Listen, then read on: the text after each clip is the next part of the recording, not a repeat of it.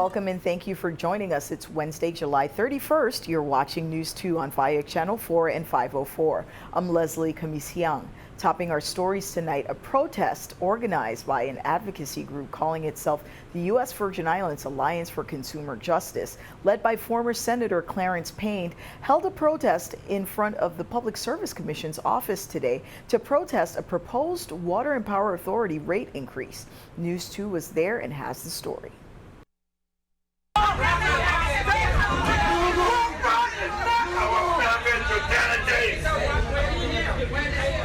No more rate increase. No more.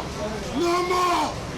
About 75 Virgin Islands residents protested the Virgin Islands Water and Power Authority on Friday as the authority was meeting with the Public Service Commission to discuss approval of a base rate increase. This was the scene outside of the PSC's office located at Barbell Plaza as the meeting was starting. No increase. No increase.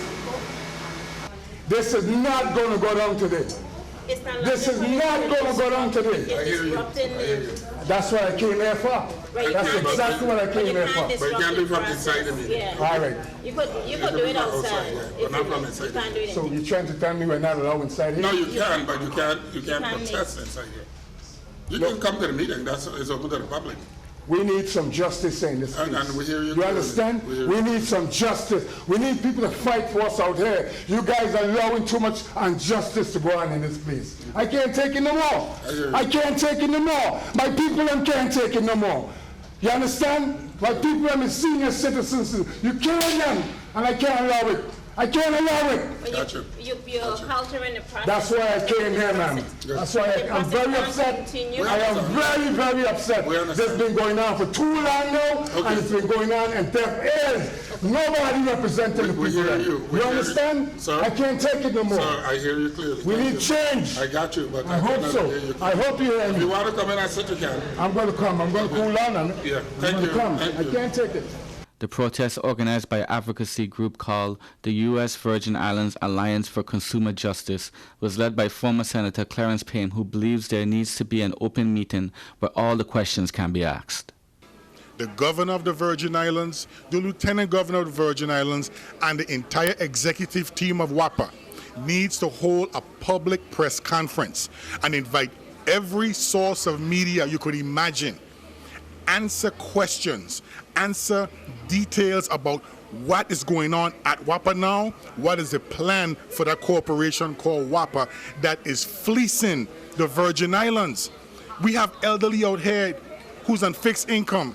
We have small businesses that are closing. We have the working poor, teachers, barbers, bartenders. Nobody can take a hit. Not right now. People get upset when I say this, and I'm glad that it resonates with them. Haiti, supposed to be a third world nation. I would never call them that, but that's how it is perceived. Okay? Their light bill is lower than the Virgin Islands. That is ridiculous. The number of protesters was not as much as expected, but those who came believed that the numbers will rise in time. And who's ever here with you, next to you, that's who you go to battle with. Don't worry about who ain't here. People here in spirit, who can be here is here. We are here. There are thousands of petitions signed. People are in opposition to what WAPA has proposed at the PSC. And it's not necessary to have thousands of people like Puerto Rico has.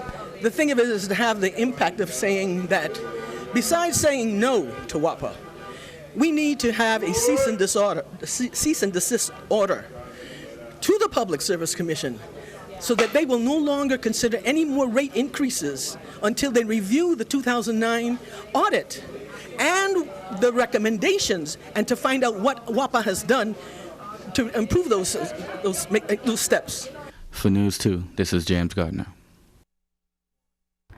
The reporter that did the investigatory reporting that has led to the recent arrest of Jeffrey Epstein and the resignation of former Labor Secretary Acosta was in the territory working on additional information that will be used for a future story to be published in the Miami Herald. Award-winning reporter Julie Brown visited me on Monday on my local talk show, Keeping It Real on the Go on Radio 1000 AM, to discuss what she has discovered, the reluctance of some people to talk in the territory, and just what some of the victims are going through now that Epstein is behind bars again.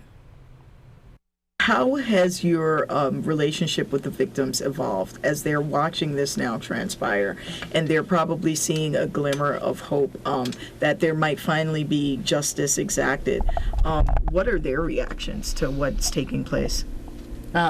This is where I have to, like, I always get emotional because, you know, this has been a journey for them, much longer journey than it has been for me, but in some ways I've lived it because I had to read everything that happened to them and talk to them about it, and it just was so much of their lives were taken away that they'll never get back. Yeah. And, you know, they are, I think, so elated that this prosecutor in New York was willing to go out and arrest him, because so many people didn't do that, you know, didn't do what he's doing now. This is Jeffrey Berman in New York, and so they're just, you know, just happy that finally someone is listening to them and understands that they weren't prostitutes. You know, these were girls who were 13, 14. When you're 13 and 14 years old, and even if you're getting paid for having sex, you're not a prostitute because you are under the age when your brain really understands the implication of what you are doing. And sometimes you're doing it for food. Yeah. Sometimes you're doing it because you have no place to live. Yep. And the people like, you know, in power that have money, that take advantage of young children that do that, are the people who are committing crimes. And I think that, you know, as a culture, we have to come to terms with the fact that that hasn't always been the case. Yeah.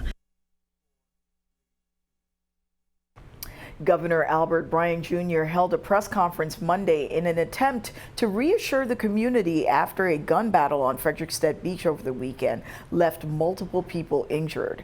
According to police, on July 28th at around 9:30 p.m., 911 received multiple calls of shots fired at an event called Flowtopia in the vicinity of Fort Frederick Beach in Frederiksted. All identified victims were transported to the Juan Louis Hospital in private vehicles for treatment. The police department have identified 6 victims that have sustained gunshot wounds. 5 of the 6 have sustained non-life-threatening injuries. One of them, however, sustained a gunshot wound to the shoulder. That individual will be airlifted to the mainland for further medical treatment, according to police. This incident is currently under investigation by the Criminal Investigations Bureau. The police department is asking anyone with information regarding the shooting to call the Criminal Investigations Bureau at 778-2211, Crime Stoppers USVI at 1-800-222-TIPS or 911. News 2 has obtained video of the night of the shooting. It captures partygoers at the moment the gunfire started. We have to warn you, the images and sounds can be disturbing. Here's more. Let's go,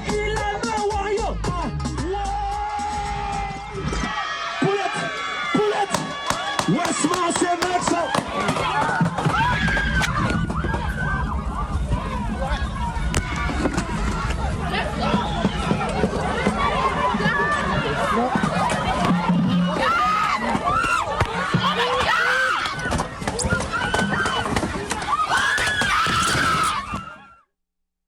Last night we had a shooting at the Fort Frederick Beach in Frederiksted that resulted in approximately 7 people being shot while attending the Flowtopia event there on the beach, where some gunmen started exchanging gunfire, and then we had some innocent people attending the event receive gunshots, mostly treated minor events and minor injuries, with one person being medevaced. I think what's also important for us and for this community to start to say is that we have a zero tolerance for this, and to know that this administration, we're going to appoint judges that don't care whether you're an honor student or you're a hardened criminal. If you're found with a gun or weapons, we're going to prosecute you to the furthest extent of the law. Meanwhile, on St. Thomas, police are looking for information on a robbery that occurred Sunday in Smith Bay. On July 28th, around 4:15 in the morning, 911 got a call that an armed robbery had just occurred at the Galaxy Bar located at the bottom of Cassie Hill in Smith Bay. According to police, the victim stated that while closing the bar, 4 masked men entered the bar armed with big guns. One of the suspects went to the cash register and emptied it, while another suspect searched one of the victim's purse and another victim's pocket. The men took off with approximately $1,200 in total taken from the victims and the cash register. The suspects immediately fled the area to an unknown location, according to police. The police department is investigating a series of robberies in the St. Thomas-St. John district. Deputy Chief David Cannonier is asking the community to be more vigilant and to report any and all suspicious activities. Police are also urging residents to be safe. If you're going to be out late at night, be aware of your environment and keep in lighted areas as much as possible. If you feel unsafe, call 911 immediately. Also, if you have any information on these robbery incidents, call the numbers on your screen, 778-2211 or Crime Stoppers VI at 1-800-222-TIPS. Coming up next, a St. Croix program that teaches youth about renewable energy, plus more on evacuation shelters across the territory. We'll be right back.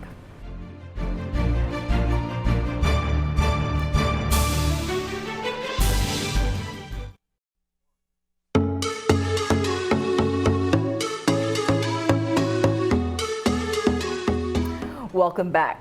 As we go deeper into hurricane season, the Federal Emergency Management Agency is urging residents to practice a year-round culture of preparedness.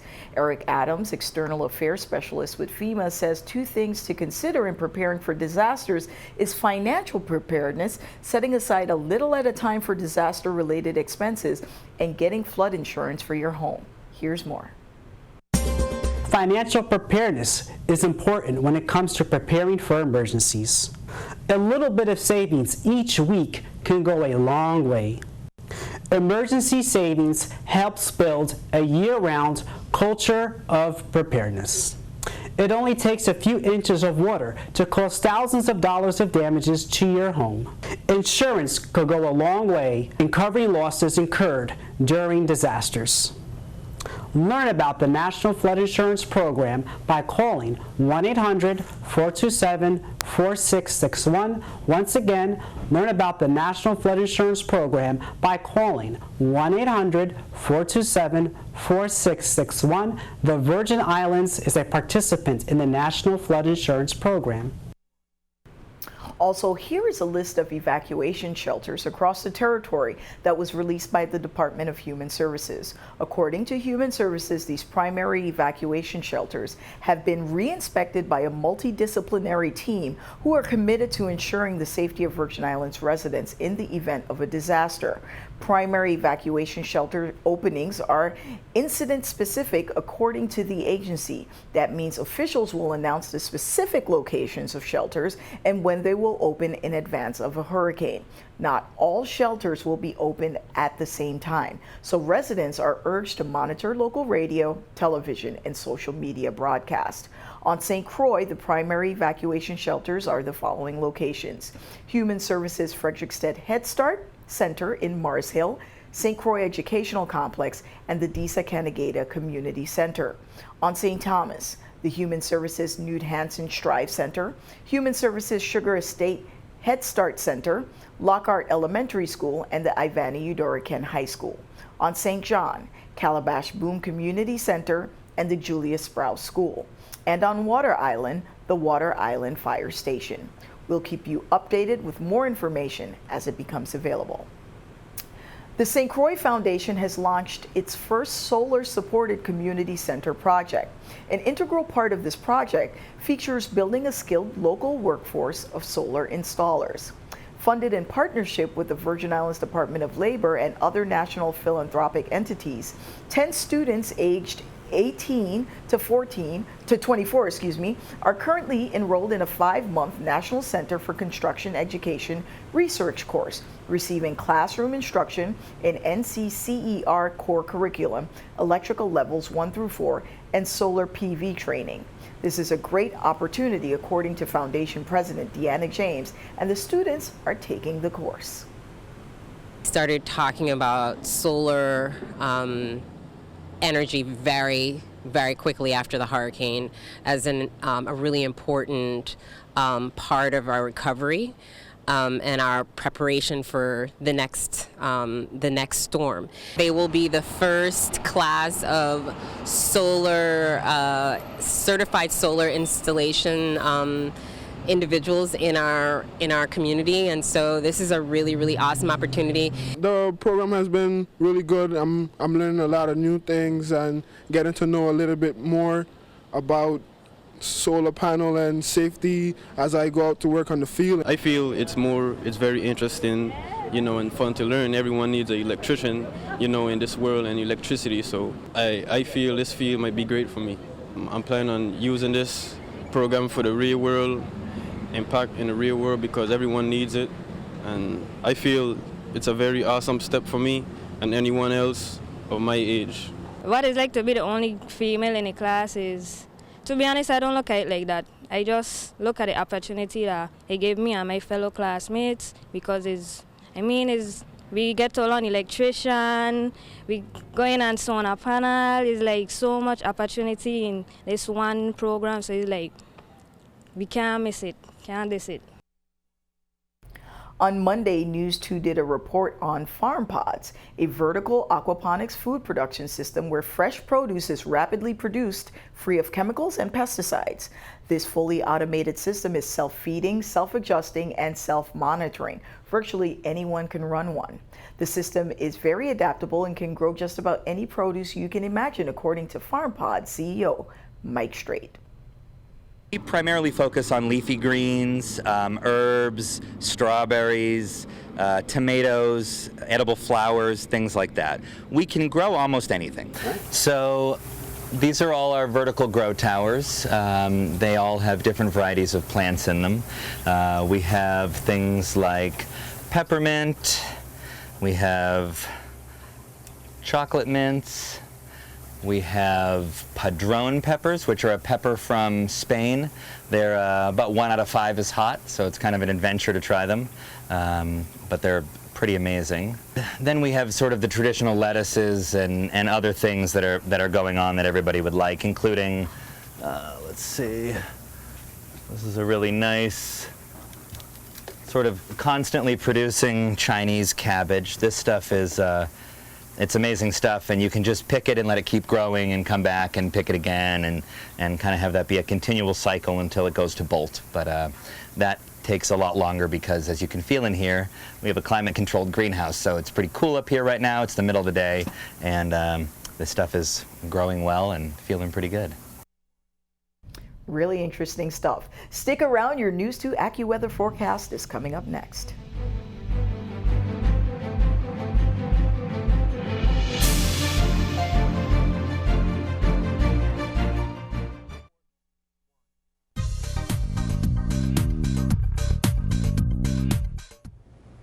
I'm meteorologist Paul Williams. You're looking at your TV2 forecast as you take a look what's happening north of the Windward Islands and going towards a good portion of Virgin Islands. We're seeing this disturbance that's beginning to stay pretty much quasi-stationary at this given time. Now, we're seeing a couple of waves that are beginning to kind of mesh into this area of instability in general. Now, what's happening is it's becoming more of a rain producer than, let's say, a complex system that's organizing itself. In fact, it's very disorganized, and it's kind of melting apart and kind of melting its way right over towards Cuba, and it's becoming a little more spread out as we go along. Now, despite that melting away and the disorganization that's there, it's still staying cohesive enough to create an opportunity of heavy downpours throughout portions of Puerto Rico, northern portions of the Windward Islands, going into portions of Hispaniola as well. For tonight, we are expecting partly cloudy skies. Will drop back to about 80 degrees for the overnight low for tonight. Now, as you go into tomorrow in St. John's, we'll see a mixture of clouds and sunshine initially.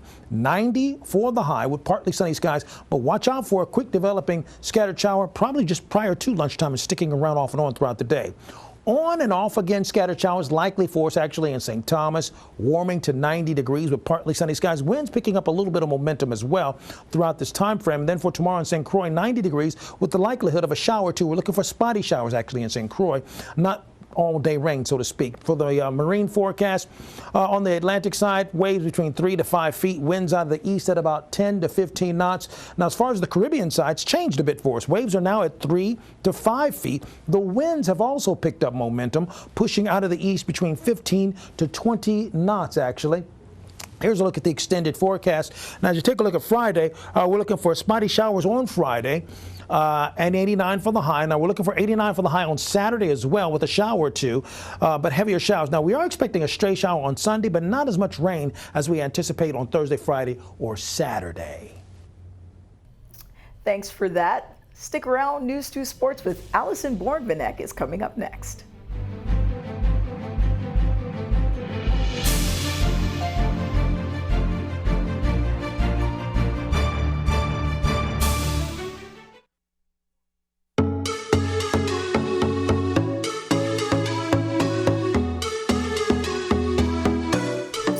The Pan American Games are underway in Lima, Peru, where Team USVI is one of 41 countries competing. Representing the territory are 29 athletes competing in several sports, including beach volleyball, swimming, sailing, boxing, and basketball.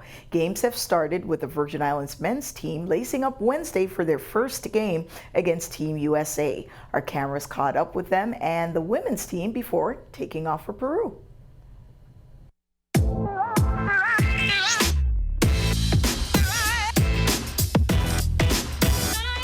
We are ecstatic. The Pan American Games, it's humbling, but at the same time, we're ready to show our talents on a world view. It's the first time, so it's taken up a notch. So really excited about these games for the Pan Am Games. I can't wait until we go over there to compete during that time. This is where I would say it's like compared like this our Olympics in the western side of the world. Like they got the Olympics with the whole world, but in this side, this is the most important tournament. One of the hardest challenges that we have is like enough practice time to get two different skill levels, because we have professional players, we have college players, and this year we have two people on the girls side that just graduated from high school that's going to be with the women's team. So it's challenging and exciting because it's sort of like the passing of the torch from the veterans to the newcomers, and just getting that blend together, it's awesome. It's been a long time coming. I was one of the youngest players on the team when I first joined, almost 7 years ago, and now I'm one of the oldest. And to have this be kind of a pinnacle to reach and be playing against USA and top teams in the world, it's a dream come true. Definitely thank the whole Virgin Islands for supporting us and just having our back in this competition, this level. So thank you, family, friends, and everyone at home. I'm very excited from just, being here, seeing some friends, my teammates that I played with here on the national team. It's very exciting, and it's very good to help the island, to showcase, and just to help the island out and give exposure to our island and just see how far we can go. But I'm very excited. The guys, we got more or less the same nucleus. Sometimes they come a new one or another one, but usually more or less we got 6 or 7 that you can count on them, that they are always willing to represent the Virgin Islands. What we're doing here is major, because there's no one that's competing like at this level for the type of population that we have. So this is remarkable in itself. I want to just make sure that the community at large know that this is really remarkable and come out and support us.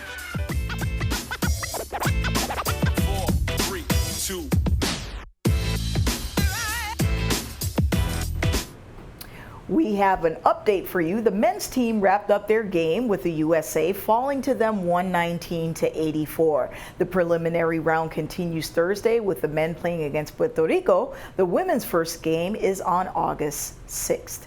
Thank you for that, Allison. Good to have you back. And that's it for our show tonight. We're live on Facebook and YouTube and on via Channel 4 and 504, Mondays, Wednesdays, and Fridays, 7 p.m. and 11 p.m. Follow us on social media and tag us on any stories you want to see on the news, or send us a message on Messenger. You can also email us at newsdirector@tv2.vi. Thanks again for joining us on News 2. I'm Leslie Camicio. We'll see you next time.